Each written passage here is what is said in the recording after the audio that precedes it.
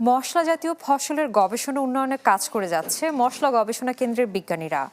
মঙ্গলবার ফরিদপুরের নরসিংহদিয়া গ্রামে বাংলাদেশ মশলা জাতীয় ফসলের গবেষণা জোরদারকরণ প্রকল্পে কৃষক প্রশিক্ষণ ও সমাবেশ অনুষ্ঠানে এসব কথা বলেন বাংলাদেশ কৃষি গবেষণা ইনস্টিটিউটের মহাপরিচালক ডক্টর দেবাশিস সরকার। বলেন, পেঁয়াজ, রসুন, আলু বোখারা ও কালোজিরা সহ আরও প্রায় শতাধিক মশলা জাতীয় ফসলের প্রসারে বাড়ছে গবেষণা। বর্তমানে কৃষক উন্নত জাতের পেঁয়াজ আবাদের সফলতা পেয়েছেন বলেও দাবি করেন তিনি। প্রশিক্ষণে কৃষক সমাবেশে ৩০০ জন কৃষক ও কৃষাণী অংশগ্রহণ করেন। কর্মকর্তাবৃন্দ